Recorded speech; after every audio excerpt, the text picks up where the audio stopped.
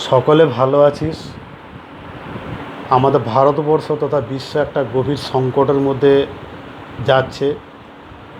আমরা সকলে গৃহবন্দী এবং গৃহবন্দী হলেও ক্ষণিকের জন্য আমাদের জীবন খানিকটা স্তব্ধও হয়ে গিয়েছিল, কিন্তু জীবন স্তব্ধ হলেও পরবর্তীকালে সেটা সচল হয়েছে এবং আমাদের কাজকর্ম করতে হচ্ছে, পড়াশোনাটাও করতে হচ্ছে। যাকে সকলে নিশ্চয়ই ভালো আছিস। আমি সরাসরি একেবারে পাঠ্যসূচির মধ্যে চলে যাই। আমি ক্লাস 12-এর একটা আন্তর্জাতিক কবিতা পড়াবো। সে আন্তর্জাতিক কবিতাটার নাম হচ্ছে পড়তে জানে এমন এক মজুরের প্রশ্ন। কবির নাম হচ্ছে বের্টোল্ট ব্রেখট, জার্মানির কবি। জার্মানের 1898 সালে 10 ফেব্রুয়ারি জার্মানের বাভারিয়া আউগসবার্গে জন্ম। বাবা ছিলেন একজন স্থানীয় কাগজ কারখানার অধিকর্তা, মা একজন হাউসওয়াইফ ছিলেন, কিন্তু মা রোগগ্রস্ত রুগ্না ছিলেন তিনি, ফলে তার বাড়ির আয়ার কাছে তিনি মানুষ হন। আমি প্রথমে তার রচনা, তিনি নাটক দিয়ে শুরু করেছিলেন, পরে কাব্যগ্রন্থ রচনা করেছেন। আমি আগে সেগুলোকে বলি, তারপরে পরের প্রসঙ্গে যাব। তার রচিত নাটক হচ্ছে life of Edward, two of England, the 3 penny opera. এগুলো 1924 সালে তার এগুলো প্রকাশিত হয়েছিল। আর 1927 সালে হয়েছিল দ্য হাউস পেস্ট লেডি, বিখ্যাত কাব্যগ্রন্থ। আমাদের যে কবিতাটা বাংলায় আছে সেটার ইংরেজি অরিজিনাল নাম যে question from a worker who reads. এটার ভাষান্তর করেছিলেন কবি শঙ্কর ঘোষ। প্রথমে আমি কবিতাটাকে আগে পড়ি, তারপর আমি কবিতার প্রেক্ষাপট এগুলো নিয়ে আলোচনা করব। কবিতাটা পড়ি। কে বানিয়েছিল 7 দরজাওয়ালা থিপস? বইয়ে লেখে রাজার নাম। রাজা কি পাথর ঘাড়ে করে আনতো? আর ব্যাবিলনে এত গুঁড়ো হলো, কে আবার গড়ে তুললে এতবার? সোনা ঝকঝকে লিমা যারা বানিয়েছিল তারা থাকতো কোন বাসায়? চীনের প্রাচীর যখন শেষ হলো সেই সন্ধ্যায় কোথায় গেল রাজমিস্ত্রিরা? জয়োত্তরণে ঠাসা মোহনীয় রোম বানালো কে? কাদের জয় করলো সিজার? এত যে শুনি বাইজেন্টিয়াম, সেখানে কি সবাই প্রাসাদে থাকতো? এমনকি উপকথার আটলান্টিক যখন সমুদ্র তাকে খেলো, ডুবতে ডুবতে তার হাতে চিৎকার উঠেছিল কৃতদাসের জন্য। ভারত জয় করেছিল তরুণ আলেকজান্ডার একলাই নাকি? গলদের নিপাত করেছিল সিজার, মেয়েদের একটা রানুনি তো ছিল। বিরাট আর্মাডা যখন ডুবলো, স্পেনের ফিলিপ কেঁদেছিল খুব, আর কেউ কাঁদেনি। 7 বছরের যুদ্ধ জিতেছিল দ্বিতীয় ফ্রেডারিক, কে জিতেছিল? একলা সে? পাতায় পাতায় জয়োৎসবের ভোজ বানাতো কারা? 10 বছরে একজন মহামানব খরচ মেটাতো কে? কত সব খবর, কত সব প্রশ্ন। দেখো, এই কবিতাটা প্রথমেই যেগুলো ঘটনা হয়েছিল, রাষ্ট্রনায়ক ইতিহাসের কিছু তথ্য এখানে তুলে ধরেছে, কিন্তু প্রত্যেকটা জায়গায় একটা করে প্রশ্ন ছুড়ে দেওয়া হয়েছে।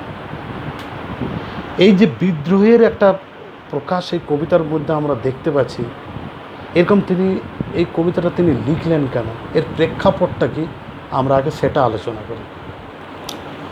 এর প্রেক্ষাপটে মোটামুটি প্রত্যক্ষ কারণ 3টে ছিল আর পরোক্ষ কারণ একটা। প্রত্যক্ষ কারণ কী ছিল আমি আগেই আলোচনা করেছি, যে যেহেতু তিনি আয়া দ্বারা মানুষ হয়েছিলেন, তাহলে তার বাল্য কৌশলটা কেটেছে আয়ার সান্নিধ্যে। এই আয়া খেটে খাওয়া শ্রমজীবীদের আরেকজন, এই জীবনটাকে তিনি কাছ থেকে দেখছেন। তখনই কিন্তু তার বাবা বা তার মা অ্যাকচুয়ালি তাদের সান্নিধ্যে খুব একটা তিনি থাকেননি। ফলে ধনী সম্প্রদায়ের সম্পর্কে তার ধারণাটা অনেক দূরে ছিল। খেটে খাওয়া মানুষের রোজ আনি, অর্থাৎ দিন আনি দিন খায়, এই আয়ার মাধ্যমে ওই জীবনটাকে তিনি দেখেছিলেন। ফলে এটা একটা লেখকের প্রেরণা ছিল। দ্বিতীয়ত, তিনি প্রথমে চিকিৎসা বিজ্ঞানে নিয়ে পড়াশোনা করতে চেয়েছিলেন। পরবর্তীকালে তার বাবা যোগাযোগ করে সামরিক হাসপাতালে তাকে কাজে ঢুকিয়ে দেন এবং সেখানে যুদ্ধে যে সৈন্যরা আহত হতো তাদের তিনি সেবা করতেন। সেখানে ওই সামরিক হসপিটালে যে আহত সৈনিকরা অনেকে মারা যেত, সেই মারা মৃত সৈনিকদিকে শহীদের তকমা দিত জার্মান সরকার। সে জার্মানের সরকারের কাইজারের যে ভণ্ডামি, সেটা তিনি ওই হসপিটাল থেকে কিন্তু দেখেছিলেন। নিজের যুদ্ধোন্মাদনা, নিজের রাজ্য জয় করার বাসনা এবং পাশবিকতাকে চরিতার্থ করার জন্য সৈন্যদিকে সামনে এগিয়ে দিতেন, অর্থাৎ মৃত্যুর দিকে এগিয়ে দিতেন। ফলে যুদ্ধ করতে গিয়ে যে সৈন্যরা মারা যেত তাদেরকে শহীদের তকমা দিয়ে সাধারণ মানুষের কাছে একটা সহানুভূতি আদায় করতেন। এইটা কবির কাছে একটা ভণ্ডামি ছিল। সেই ভণ্ডামিটাকে তিনি ঘৃণা করতেন।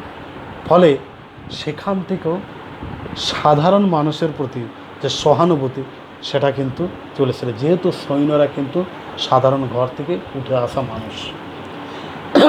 তৃতীয় কারণ, তিনি যে প্রথমে নাট্যকার দিয়ে তার জীবন শুরু করেছিলেন।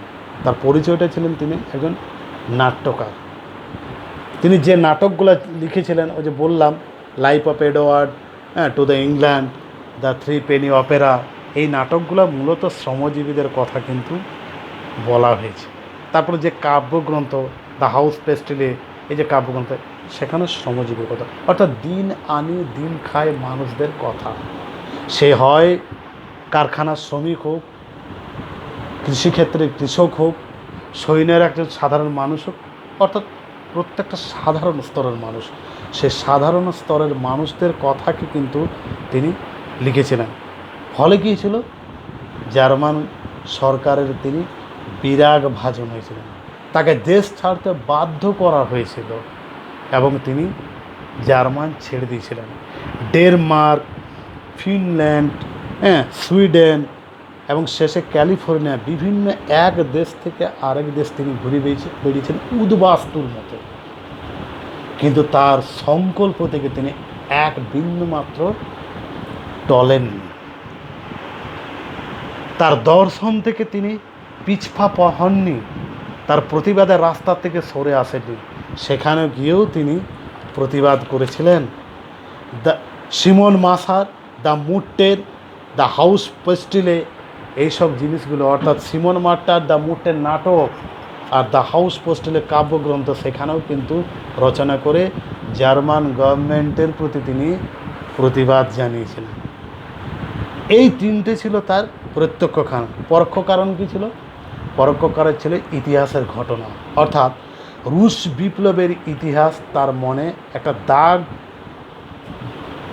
মানে তার মনের একটা দাগ কেটেছিল এবং সেখানে তিনি বুর্জোয়া সম্প্রদায়ের অত্যাচার মেহনতি মানুষদের প্রতি কীভাবে হয়েছিল সেটা তিনি কিন্তু ইতিহাসে পড়েছিলেন। তাদের অত্যাচার, সেই ঘটনা যখন তিনি ইতিহাসের মাধ্যমে জানতে পারলেন, তখন রাষ্ট্রশক্তির ওই রাষ্ট্রনায়ক, ধনিক সম্প্রদায়, এদের প্রতি তিনি ঘৃণা প্রদর্শন করেছিলেন আর সাধারণ মানুষের প্রতি তিনি সহানুভূতি দেখিয়েছিলেন। এই পরোক্ষ কারণ আর আগের যে আমি আলোচনা করলাম এই তিনটা প্রত্যক্ষ কারণ, এই প্রেক্ষাপটটাই ছিল তার এই কবিতার রচনার মূল কেন্দ্রবিন্দু। এখন এই কবিতার আমি যেটা পড়লাম, এই কবিতার কতগুলো প্রশ্ন দিয়ে শুরু করেছেন। কবিতাটা শুরু থেকে শেষ পর্যন্ত কতগুলো প্রশ্ন, এবং সেখানে এসেছিল ইতিহাসের তথ্য। ইতিহাসের তথ্য আমাদের সাহিত্যের জায়গা করেছেন। আমরা জানি ইতিহাস তথ্য প্রদান করে আর সাহিত্য ভাষা দেয়। তাহলে তথ্য এবং ভাষা দুটো মিলে কি করেছে, একটা বিষয়কে উপস্থাপন করে মানুষের হৃদয়ের পর্যন্ত পৌঁছে দেওয়ার চেষ্টা করেছেন। এটা প্রত্যেকটা সাহিত্যিক করে। আমাদের বাংলা সাহিত্যের ক্ষেত্রে যদি দেখি, বঙ্কিমচন্দ্র চট্টোপাধ্যায় রাজসিংহ, রবীন্দ্রনাথের তোমার বউ ঠাকুরের হাট, এগুলো ইতিহাসের প্রত্যেকটা একটা প্রেক্ষাপট এসে গেছে, ঠিক আছে? তো ইতিহাসের সেই তথ্যগুলোকে তিনি সামনে কবিতার মধ্যে সামনে আনলেন। কি কতগুলো প্রশ্ন, সেই প্রশ্ন দিয়ে শুরু করলেন। থিবসনগর কারা বানিয়েছিলেন? উত্তর একটাই, সাধারণ মানুষ, শ্রমজীবী। ব্যাবিলনের প্রাসাদের ধ্বংসের পর কারা বানিয়েছিল? উত্তর একটাই, শ্রমজীবী। চীনের প্রাচীর কারা বানিয়েছিল? যখন চীনের প্রাচীর সম্পূর্ণ হয়েছিল, তারপরে রাষ্ট্রনায়করা যখন সকল আনন্দে ব্যস্ত ছিল, কিন্তু রাজপ্রাসাদের সেইখানের সেই রাষ্ট্রনায়কদের পাশে কিন্তু শ্রমজীবীদের কোনো স্থান নেই। তারপরে আলেকজান্ডার যখন ভারত আক্রমণ করেছিল 300 খ্রিস্টপূর্ব 327, তো সেখানেও কিন্তু একাই কি তিনি জয়লাভ করেছিলেন? তা তো নয়, তার পিছনে তো ছিল হাজার হাজার সৈন্য। আর্মাডা যখন ডুবেছিল, রাজা ফিলিপ কিন্তু একাই কিনেছিল, সাধারণ মানুষ কাঁদেনি। দ্বিতীয় ফ্রেডেরিক দীর্ঘ যুদ্ধে জয়লাভ করেছিলেন, একাই? তা তো নয়। তাহলে এরকম অনেক প্রশ্ন করেছিল। এখন আমি একটা আমাদের উদাহরণ দিই, আমাদের ভারতের উদাহরণ। দেখো, এই প্রশ্নটা করলে তোমরা হয়তো ব্যাপারটা বুঝতে পারবে।